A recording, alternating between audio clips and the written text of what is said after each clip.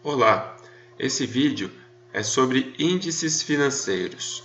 Os principais tópicos abordados nesse vídeo serão análise financeira, demonstrando quais as etapas de uma análise financeira e quais são os cuidados que nós devemos tomar ao fazer uma análise financeira. Depois abordaremos indicadores de liquidez, indicadores de gestão de ativos, de endividamento, de valor de mercado e de rentabilidade. A análise financeira é basicamente composta por 4 etapas. Primeiro, a coleta de dados. Segundo, deve-se examinar o fluxo de caixa da empresa.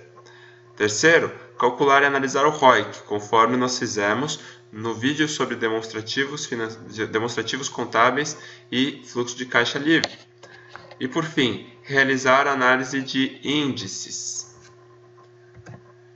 Quais são os principais cuidados que nós devemos ter durante a análise financeira? Primeiro, a comparação com a média da indústria pode ser difícil, caso a empresa possua várias divisões diferentes, caso atue em vários setores. Há fatores sazonais que afetam a empresa. Pode haver manipulação dos demonstrativos financeiros da empresa, das demonstrações contábeis. Diferentes práticas contábeis também podem impactar, por exemplo, a maneira como a empresa contabiliza estoque pode ser diferente dos seus concorrentes, ou como ela contabiliza, por exemplo, a depreciação. Além dos indicadores, é necessário analisar fatores qualitativos, por exemplo, investimento em inovação, perspectiva do mercado, entre outros fatores. Vamos falar então dos indicadores de liquidez.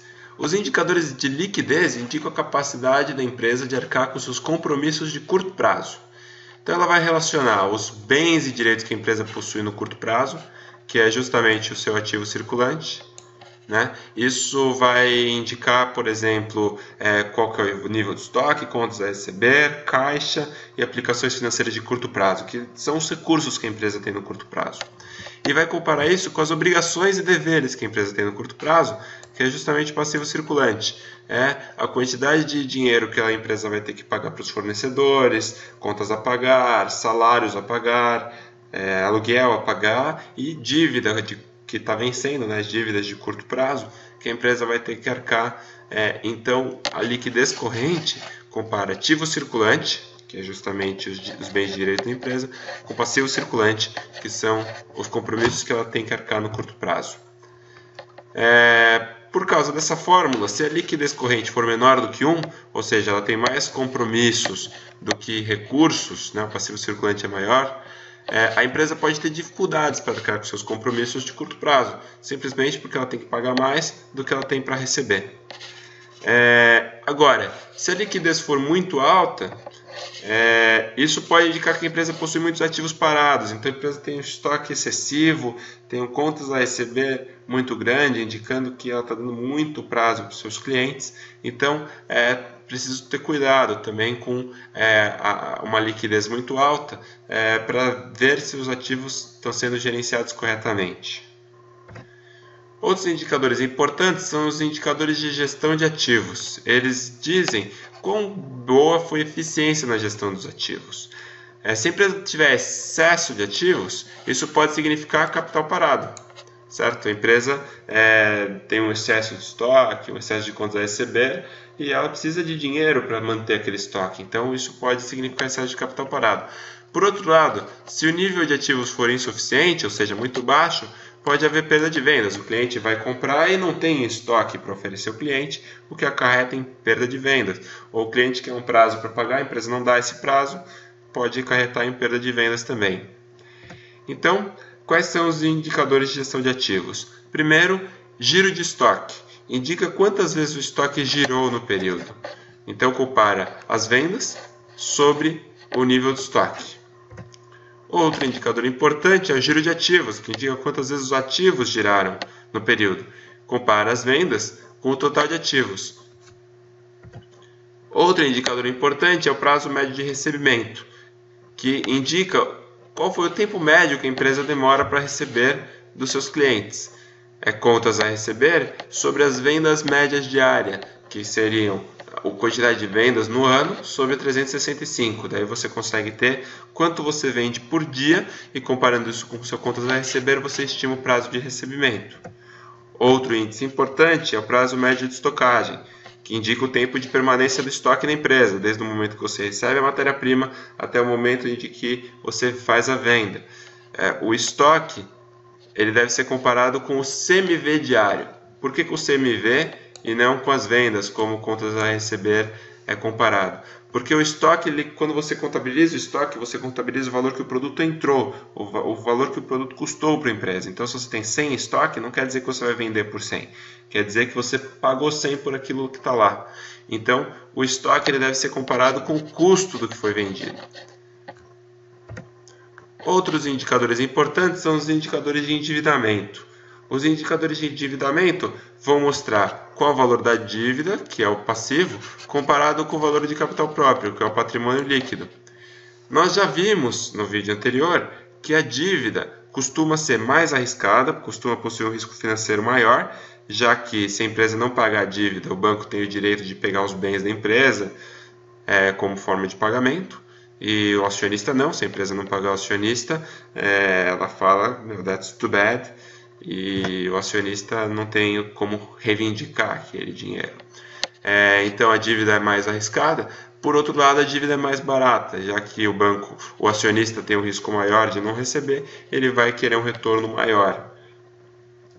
Muito bem, qual é o índice fundamental dos indicadores de endividamento? É justamente o índice de endividamento, que compara a dívida, que é o passivo, com o ativo total, que é o passivo mais o patrimônio líquido. Isso vai indicar o percentual da dívida. Se o índice de endividamento for 40%, significa que a empresa financia-se 40% com dívida e 60% com capital próprio.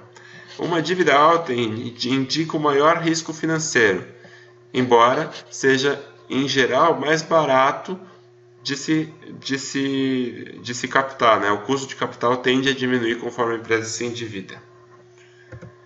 Indicadores de valor de mercado. Indicadores de valor de mercado vão comparar o preço da ação da empresa com o seu lucro, com o seu fluxo de caixa, com o seu valor contábil, entre outros. O índice preço-lucro compara justamente o preço da ação com o lucro por ação. O lucro por ação pode ser calculado pegando o lucro total da empresa e dividindo pelo número de ações. Indicadores de rentabilidade ou de lucratividade vão comparar o resultado da empresa com a quantidade de ativos, o patrimônio líquido, vendas, entre outros. Um indicador de lucratividade fundamental é a margem líquida.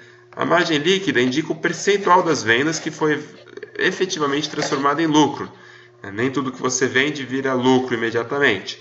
Então, a margem líquida mostra, sendo calculado o lucro líquido sobre vendas, mostra o quanto das suas vendas efetivamente foi transformada em lucro.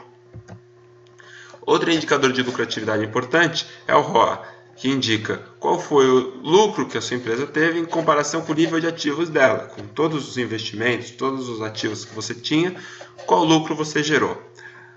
É necessário tomar um pouco de atenção com o ROA, porque ele pode ser um pouco misleading, porque é possível aumentar o ROA através da não reposição de ativos. Então você mantém o lucro líquido e não repõe seus ativos depreciam, você diminui o seu denominador, fazendo com que o seu ROA aumente, né?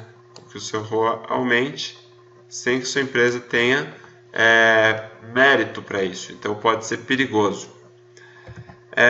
O ROI. O ROI é o Return on Equity, né? O ROA era Return on Assets, o ROI é Return on Equity. Então é justamente o retorno, o lucro líquido, sobre o equity, o patrimônio líquido, que é a quantidade de capital que os acionistas colocaram na empresa, seja em forma de capital social, seja na forma de lucros acumulados.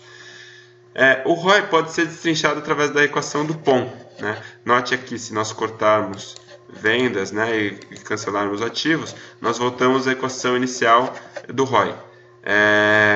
O que são esses elementos? Por que quebrar o ROI nesses três fatores? Então, lucro líquido sobre vendas. Lucro líquido sobre vendas é a margem líquida, um indicador de rentabilidade que nós já vimos, o quanto por cento das vendas viraram efetivamente lucro.